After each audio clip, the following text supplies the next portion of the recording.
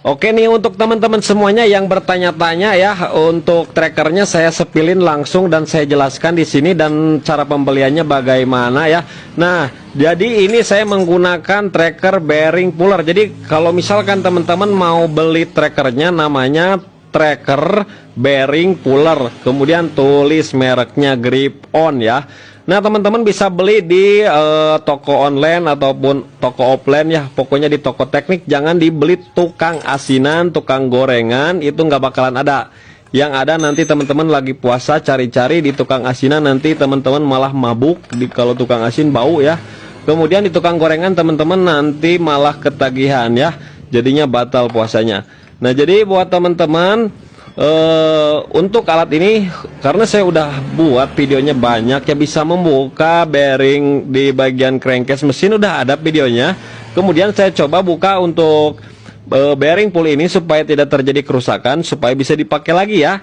Karena ini untuk menghemat biaya, kalau misalkan dipukul-pukul pakai kunci T ataupun kunci as, itu bisa penyok si bearingnya, nantinya gerung, kasar suaranya ya. Jadi kalau pakai tracker ini mah enggak, teman-teman, dijamin utuh lagi ya, jadi bisa dipasang lagi untuk bagian bearing bambunya. Karena untuk di bagian pulley itu, di bagian bearing bambunya ini jarang banget rusak ya, jadi aman dengan tracker ini. Sebelumnya saya menggunakan tracker yang ada pipanya. Nah kemudian saya baru beli ini, udah lama sih, cuman baru divideokan. Nah cara penggunaannya seperti ini, karena udah saya tes juga di alatnya di bagian crankcase, kemudian di di bagian pulley ini. Kemudian nanti ada yang request lagi, bisa dipakai buat membuka bearing roda nggak bang? Ya jelas banget bisa teman-teman. Pokoknya nanti saya coba tutorialkan lagi. Jadi buat yang bertanya-tanya nanti langsung saya videokan lah ya, supaya saya tidak capek mengetik dan otak saya tidak jangar ya untuk membalas semua komentarnya. Jadi saya sepilin langsung ya teman-teman. Nah bisa diperhatikan tuh, jadi tidak penyon-penyon, tidak gepeng. Nah jadi ini berputar tuh, bisa berputar ya.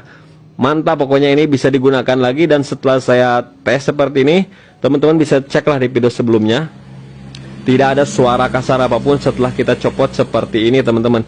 Jadi sangat mudah sekali untuk penggunaannya. Dan untuk harganya ya kurang lebih 400.000 ya, 400.000. Ada juga yang jual 500.000 karena itu pengen kaya mungkin ya, jadi jualnya 500.000 sampai 600.000. Padahal 400.000 itu juga bisa. Tapi jangan dikecewakan, bukan dikecewakan, gak usah diomongin. Karena mungkin yang jual 500-600.000 itu bayar tokonya itu ataupun biaya sewanya itu mungkin hampir 1 miliar per tahun ya.